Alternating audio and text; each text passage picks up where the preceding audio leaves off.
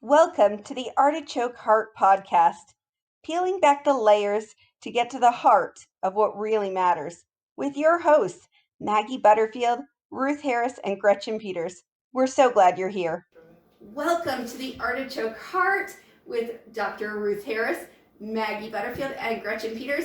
And today we're going to be peeling back the layers as we talk about mother-daughter relationships. And so we have some special guests with us today. You get to meet our daughters. Ruth, who do you have to introduce for us? I have Emily Jo with us. She is 13, almost 14 on me. So fast. And she is your firstborn daughter? She's my firstborn daughter. She is. Awesome. And Maggie, who do you have here? Well, I have Madeline Jo, my firstborn 13-year-old also.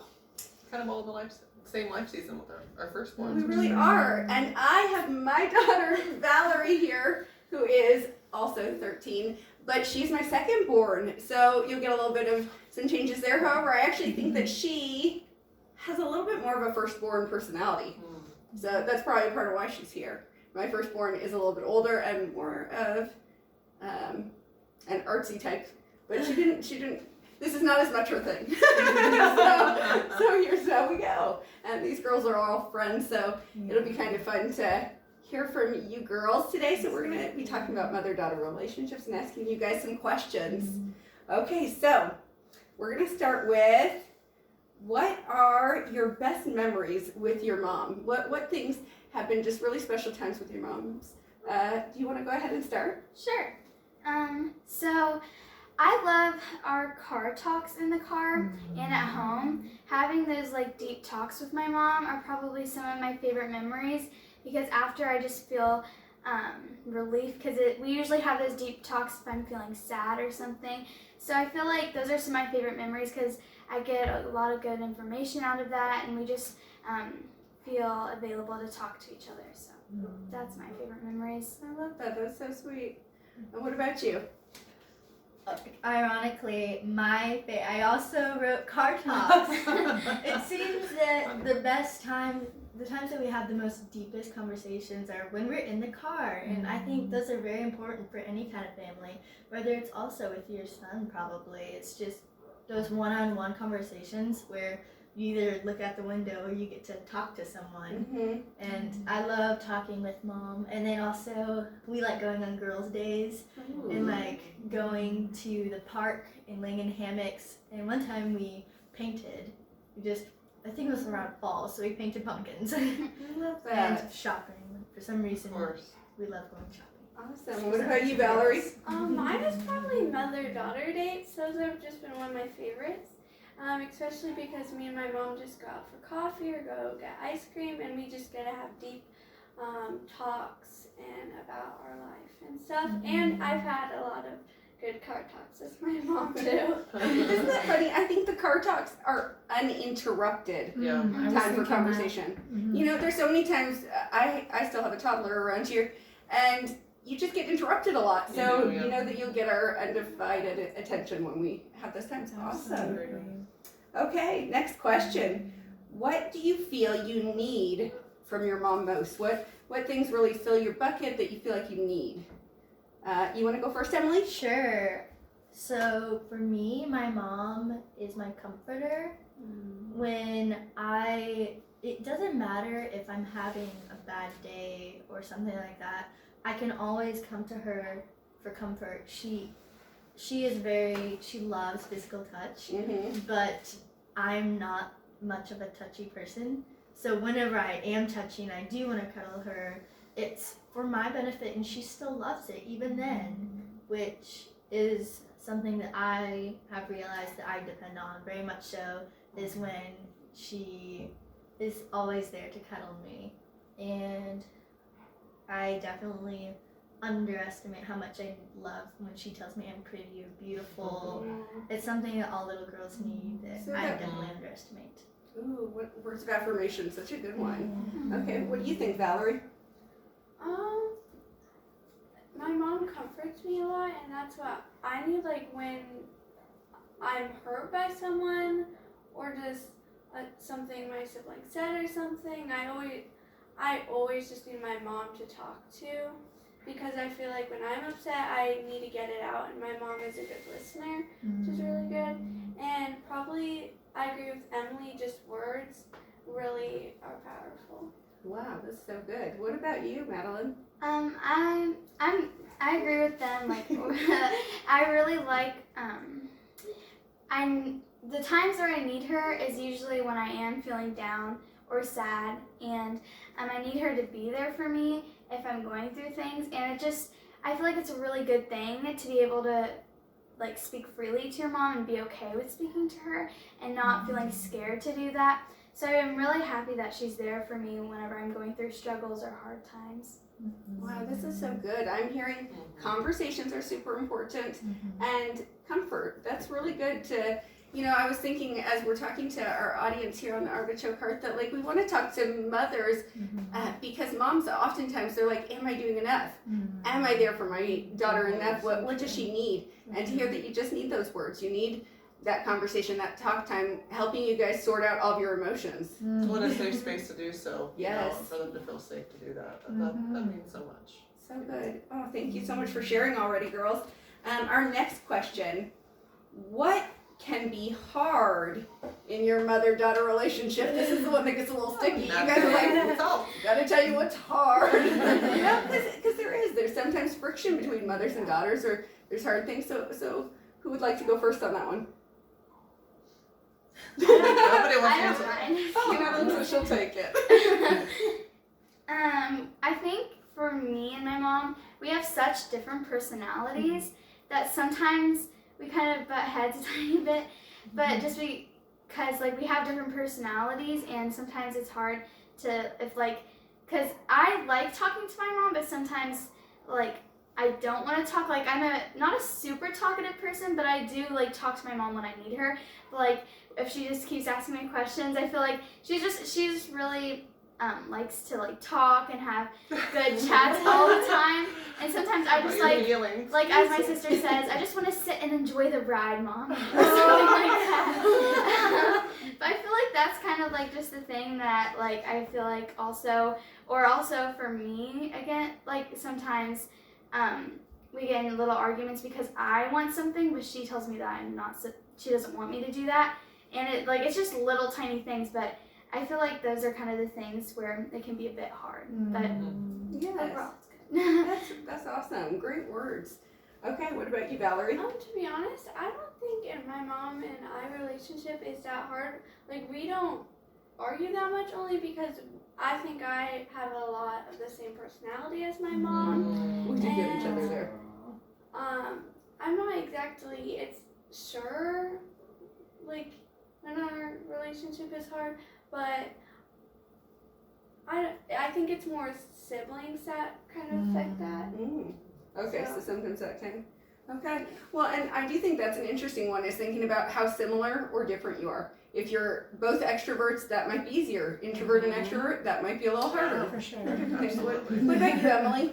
So when we get into our little disagreements and spats, it's most likely that we will probably both hurt each other in some way or another. And I do not like sharing my emotions whatsoever. I am definitely a stuffer until I become a bomb, and then I explode. And Mom will come to me with hurt feelings and say that I did hurt her, but because I don't want to hurt her more, I do not tell her my feelings in the situation. And I end up coming unresponsive, and I act as if I don't care that I've hurt her feelings, but really I'm just feeling more guilt because I realize that I need to tell her, but I also feel bad that I hurt her, and I don't want to tell her my feelings until eventually I completely explode, and she's like, I hurt you? I just think it's completely obvious, and then we're both probably crying at this point, and Dad has to come intervene and tell us that we're both in the wrong here. Come on, Dad. Dads are good. Guess what? My husband was totally like that with me and my mom. It ends with us sobbing on the floor, saying I'm sorry's over and over again, and then we come out stronger. Awesome. We're happy. I was thinking too, I wonder how much birth order has to do with that as well, because both of you are firstborns, and she's a second born or middle child, and at different ways that they interact, I think, sometimes, because a lot of the times firstborns are maybe a little more assertive. Yeah. Secondborns might be. It really does range even with birth order, doesn't it? So interesting. Yeah. Yeah. Okay, my next question, I'm going to give a little bit of detailed information just in case you don't know a ton about it, but my next question is about love languages. So there are a few different books on love languages. One is for husbands and wives, but there's another one for parents and kids. And so it's learning about your love language. How do you receive love, and how do you give love the most? And so the 5 love languages, you guys can help me out. I think one of them is physical touch, words of affirmation, quality time, gifts, and acts of service. Okay, so those are the 5. Let's say them one more time. So they were words of affirmation, physical touch, quality time, gifts, Acts of service. acts of service. Okay, so what I want to know from you girls first is, what is your love language? How do you receive love the most? Emily, why don't you go first? How do you receive love the most? Okay, so I had to frantically take the test last night because, in all honesty, I don't really know what mine is, and I'm still kind of confused, but it makes sense in my mind that I am probably quality time, but I am also an introverted extrovert kind of, and so I love being in this kind of setting around people, but at the same time, everyone gets spent and they need time to recharge. So whenever I am my introvert self, I love quality time that is undivided attention, where people act like they really care what I'm saying, or they care to be in my presence. And then my second one is words of affirmation, which it was down to one question in the test that was, it would make me either or, I could tell. And I honestly feel that I could be either one of these, but I've probably always been words of affirmation. The words of affirmation, or what was the alternative? And quality time. Quality time. Okay, yeah, that's good. Okay, what about you, Valerie? Mine, I think, is physical touch. Probably because it makes me feel like that they care about me when they want to give me hugs or things like that, and probably like words are very powerful to me. That just makes me think over it again and stuff. I think I'll add in there, I oftentimes feel like physical touch is hard for me because I feel very like trying to divide my attention because I have 4 kids and a husband and I feel like everyone, and 2 dogs that fight for like physical touch from me. I'm like, wow, everyone needs to be on. And so I always feel like I'm like, oh, make sure you're intentionally like, hey, why don't you come and spend time and cuddle in bed and watch a movie with me, or why don't you, because Fox will probably hog me most of the time with me, little brother. But that's really good. And words of affirmation, so good. So mine is like Emily's actually, but it has, like, I feel like it has changed like over the years, like, because I feel like you're never gonna always be the same. So I feel like I'm also still trying to find that, like what it is. But right now it definitely is love language. Words of affirmation and quality time, because I just love whenever people say something good about me and it makes me feel happy and I can't help myself but to smile or something. Or quality time, like I always tell my parents, like, if I'm not getting enough quality time and I want to hang out with them or something. So I feel like those are definitely 2 of my like top ones that I feel like I need in life. Oh, that is so good. I think I need to take the test because I'm a words of affirmation, but as we're talking, I'm like, I love physical touch too. I showed that's easy for me. Yes. It's so easy for me to do that. Yes. So I think I have 2 maybe, but words of affirmation for sure. Well, and also I kind of feel like how you are more able to show love is sometimes different from how you receive it. I agree completely, because I want to touch everybody all the time. I can't help it when I meet even a stranger. Can I give you a hug? And I'm talking to them, but I scored 0 on my for touch. So I don't really understand that, because that's how I want them to feel the warmth of my love in that way. But I don't need that for myself. It's crazy. So I agree with you, Interesting. Would you have, as moms, would you have realized those were how they receive love the most? Yeah. Absolutely. For sure. I think especially the words of affirmation and stuff. Like I said, the physical touch for me, I just oftentimes I have to be more intentional personally with that.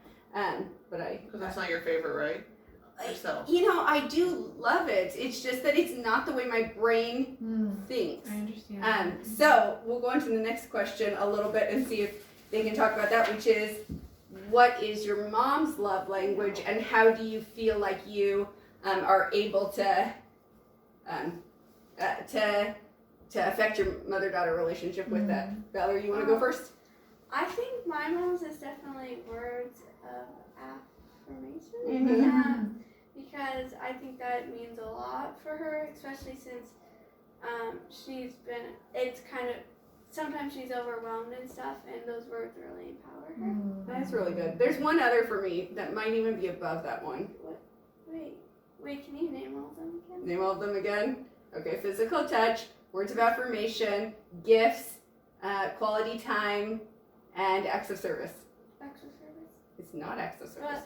It's quality time. It's quality time. Uh-huh. I mean, I like when people do nice things like, Quality. help with stuff, but I'm a quality time person. If I go out for coffee with you or out on a date, that fills my bucket. So, okay. So what about you, Madeline? What do you think your moms are? I think my mom is words of affirmation and physical touch. But then I'm also thinking about quality time. I don't know. I feel like my mom likes a lot of things. She likes a lot of But stuff. honestly, I feel like her top 2 ones would actually be quality time and words of affirmation, which is mine. But I feel like it's also my mom too, because she likes whenever I tell her. I can tell that she likes it. Like whenever I tell her, like if I like her dress or something like that. And she always wants to spend that quality time with me and my family. Like she's always reaching for that time, and she really loves having that time with us because she asks us to and she wants to. So I feel like those are her top 2 ones. Is that pretty good? I think you got it spot on. Yeah. Good job. What about you, Emily? No matter how much you say, I think you are physical touch somewhere in there. Somewhere in Test is there. wrong. You Test is wrong. always No. melt into a pile of butter when I play with your hair. Or just rub your back, and you really do love it. So maybe it might just be from me, like physical touch. I'm not sure. But what is it? But you are definitely acts of service. If I literally just go and make dinner or something like that, she'll see me as the most amazing person on earth. And it might not even be just things that need to be done, but something that I just wanted to do that hadn't even come to her mind yet or something like that. She really does enjoy that. And then second probably has forever been words of affirmation. And that's spot on. And it's crazy because I agree with you. It does change, especially as we get older. When I was younger, I had so many confidence issues. And it's just any single compliment, like, oh, those are cute shoes, or wow, you made 100% on your spelling test. As a little kid, just something to fill me up, to make me feel like I mattered. But as I became a mom, it was like I measured who I was by how I could keep everything orchestrated well. And if my house is dirty, I failed. Everything's done. And I feel maybe I have a lot of anxiety. And so if my house is in disarray, I get really anxious and I can't be my best. And that's really when I think it changed. So it became acts of service. Like, you really want to show me your love, just do the dishes. And then I just crumble because I can't do all the things. We can't, but we try to. And so that, I don't know, that's just when my husband, if I come home from a busy week and he's cleaned the house, I'm just a pile of mush and I just want to squeeze him all night long. I'm so happy to give him a hug and say thank you. And yeah, I don't know. It's crazy how it changes. Do you think that yours has stayed the same? I feel like mine has stayed the same, but I'll say the acts of service is an interesting one because I've always felt that one is not mine at all. I'm like, I need those things done, but I don't feel loved by it. Like, it doesn't fill me. But I see that, I can't get to some of the other stuff. Like, I can't spend the time hugging and cuddling them if I'm trying to get all the chores done. For sure. So when they do help me out and, my husband helps and does all this stuff, it really does allow me to give better. So I am really appreciative about it. Yeah. That's great. Awesome. Okay, we are on to our very last question. How do you hope your relationship grows over the years? Like, you girls are all just entering like the teenage years, and these are interesting years, and then you're going to be grown up, which is just so, you know, but that also enters like a new type of relationship too. So kind of how do you guys think that you're hoping that your relationship with your mom still develops over the years? Who wants to give that one a first go? You want to go, Madeline? Yeah, sure. Okay, so like just how we want it to look like. Yes. I definitely want like my mom, like I feel like I want our relationship to be like how it is right now. So like if I'm in college or something and I feel sad, I can feel free to call her and just tell her how I'm feeling. I want our relationship to like stay strong and like be able to speak freely to each other. And I feel like that's really I just want our relationship to stay how it is, and just, well, not just stay, but like also get stronger as I grow up, and that I can tell her those things, because like as we're becoming like teens and stuff, I know it can get hard eventually. And I know right now it just sounds really easy just to tell my mom, but I know sometimes it's gonna be hard. But I just hope that it can just stay strong. So That's awesome. That's really Okay, what about you, Valerie? I hope that like when I'm older, it'll be easier just having my mom over to do Bible study, because I've always loved studying the Bible. I've always thought it's been so interesting and stuff, and I hope that when like all my siblings are moved out and stuff, I can just have my mom over for coffee and study the mama to Bible. yourself. That's a good one. Yeah. So kind of getting even more one-on-one time like that, still being able to work on the relationship of... Yeah, and I think it'll be just, I still want to be close with my mom. I want to live close to her, but I don't want to live here. Would you like some independence someday? I just want to live somewhere prettier. That's so pretty. She wants to go to Florida, don't she? Oh, Look at her. She's like, I'm a little close, but in Florida. I know that my mom will move to the beach probably when she's older. She knows that I will probably follow her if she moves away from me, right? Yes. And I agree. I like that, like, closeness of, like, coffee. And, I mean, the same things that we enjoy now, you're kind of like, oh, we'll still be able to do that as... Yeah, go deeper in the Bible and stuff. Yes. Okay, what about you, Emily? Okay, so for me, I've always thought that I've been sort of a devil's advocate, being able to see all sorts of opinions, but when it comes to disagreements, and what I 100% know is true, and nothing else can be anything but this, I think we maybe both struggle with that. And so when we get into our little arguments, I really hope that I learn to be able to understand what she's feeling as well, that we can see each other's opinions. It just helps so much if you are open and willing to look at somebody else's perspective. Even if you come to an agreement at the end that you were right, or yes, they were right, it's good to be able to see both opinions, just to open it up for more growth and more, I don't know. I just think it helps so much.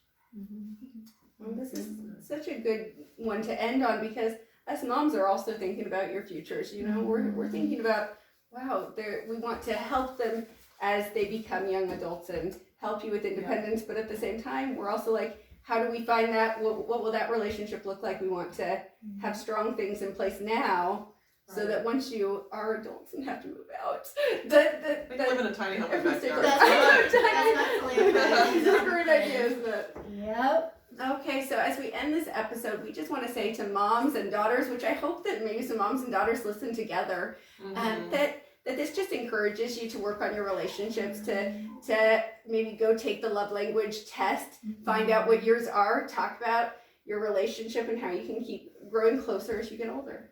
So thank you for joining us with the Artichoke Heart. We hope that you have a great day. Bye. Thank you.